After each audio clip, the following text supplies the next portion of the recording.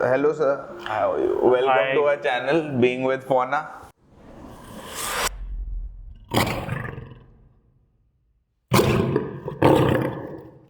Thank you for having me over and No, welcome. no. Thank you for having us here, and what an experience we've had in Camp Tiger Lily. So, I just want to understand, like, what is the inspiration behind this, and how did this idea come about? The property was conceptualized as a premium property close to the jungle. The promoters of the property are all avid wildlifers, and they've been to most of the national parks around.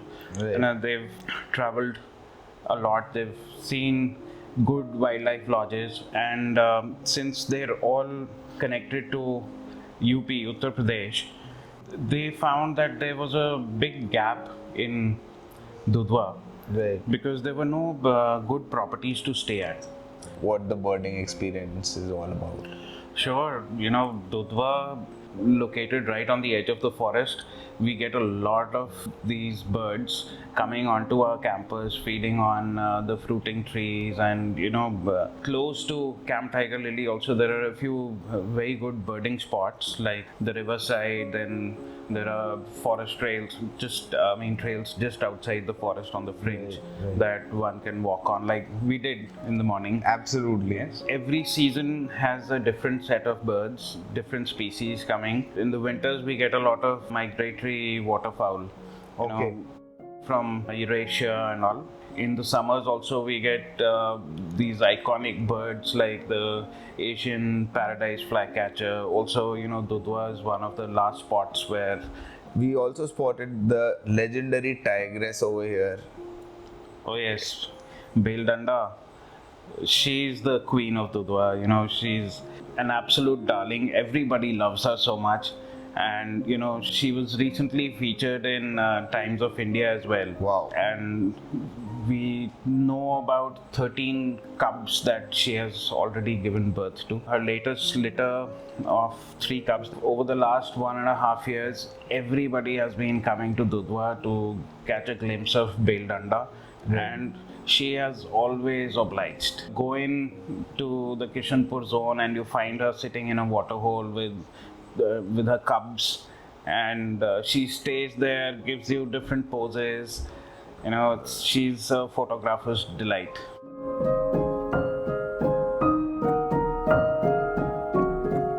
How easy is it to get a safari booking here in Dudhwa? Can you tell us a little bit about that? And does Camp Tiger Lily, arrange a gypsy for you or a safari for you if you have to go? Oh yeah, we do. We have our own safari jeeps.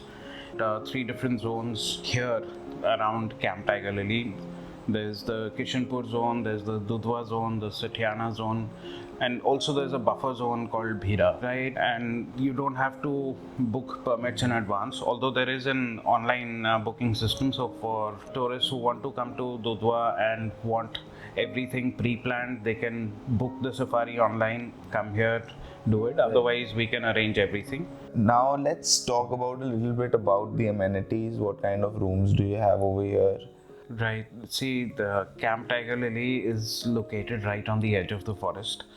It's a 5-acre property with a very small inventory of 6 rooms only. We have forest view rooms, and a couple of those rooms have indoor plunge pools as well. So you have your own privacy. You can enjoy the pool in a private Yeah, place. that's amazing. After a hot day in the safari, I think that's a must. Yes, it is.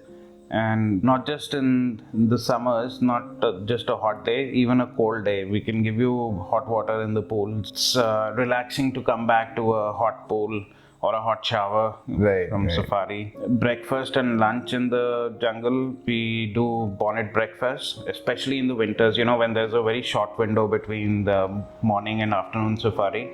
So we pack breakfast, and guests can enjoy breakfast on the bonnet of the jeep right in the middle of the jungle. There are designated spots where we can stop and have breakfast. That's amazing. We experienced it today. So could you tell us a little bit about the Dudhwa ecosystem in itself, and how is it different from rest of the parts of India?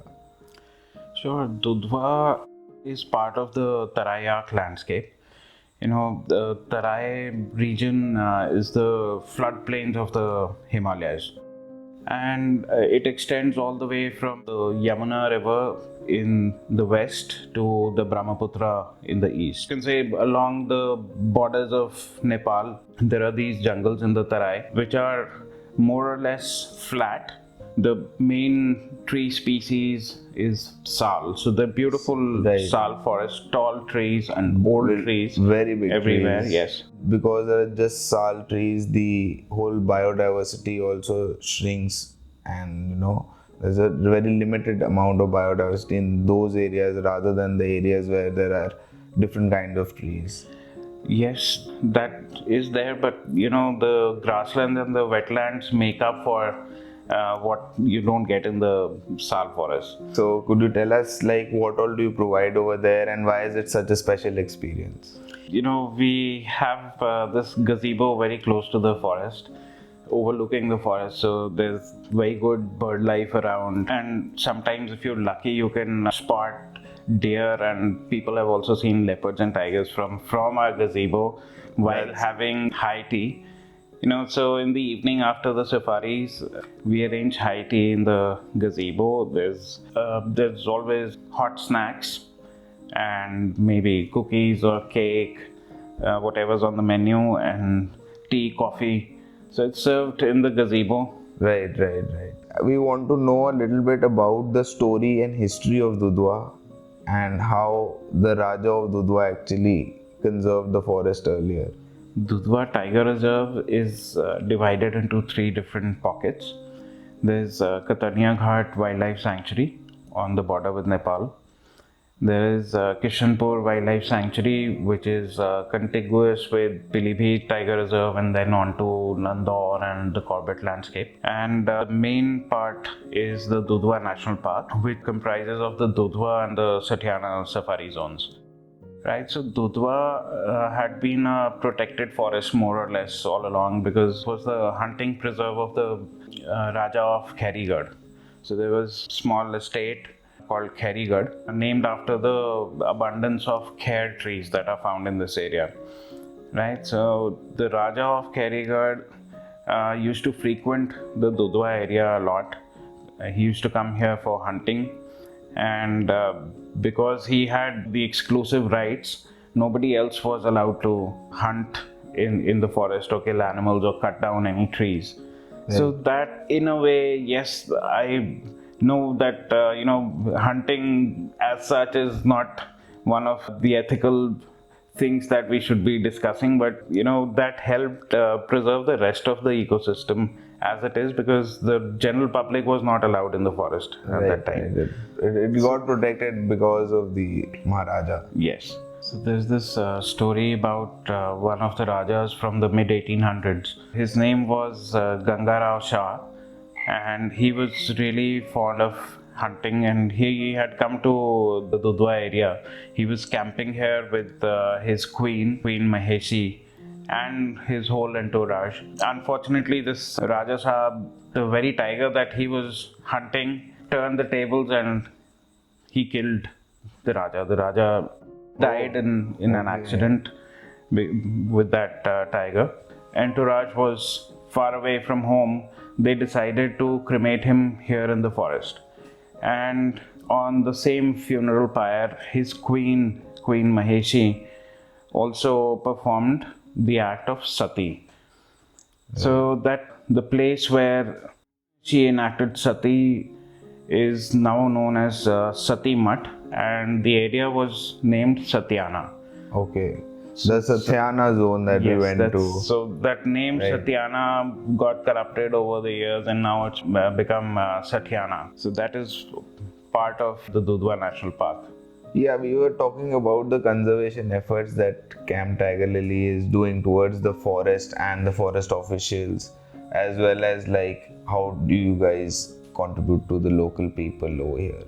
So this area is home to the Tharu community, who were for centuries, they were essentially forest dwellers. and now they're slowly coming into the mainstream. Camp Tiger Lily has been regularly employing people from that community to work with us, and also we've imparted training to a few people from the Tharo community so they can upskill themselves and work in the hospitality industry or become guides and drivers in the forest. Let's talk about the awareness programs that Camp Tiger Lily does.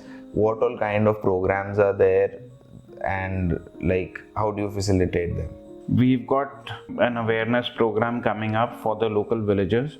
So we'll be going to few villages on the fringe during the monsoons. That is the time when a lot of conflict happens, especially with snakes in the villages. So we're making people aware of the importance of snakes in the ecosystem, how to avoid coming into conflict with snakes. Right. Can you tell us something about the snake species in Dudhwa National Park, and what all how many venomous or non-venomous snakes are found over here? Dudhwa and the Tarai ecosystem have over 30 different species of snakes, out of which about 6 to 7 species are venomous, and the rest of them are either mildly venomous or completely harmless for humans. Right. But we've seen, because of the lack of knowledge and awareness, a lot of people kill snakes that enter the villages or enter their houses or even outside in the fields, in the agricultural fields. So we're trying to sensitize people about the importance of snakes in the ecosystem and how snakes help farmers by killing and eating All the rats. Yeah. The natural, pest control system with the snakes that around. Guys, if you are coming to Dudhwa National Park, I would highly recommend you staying at Camp Tiger Lily. Me and Karamveer had a great experience, and the in-house naturalist in Camp Tiger Lily is Mr. Pratap Singh, and he's very learned, very experienced. He holds the degree of PhD. We got to learn many things from him, and the entire experience in this property is very good. I think properties like this makes you come to a place again and again. So we would highly recommend you guys Dudhwa National Park.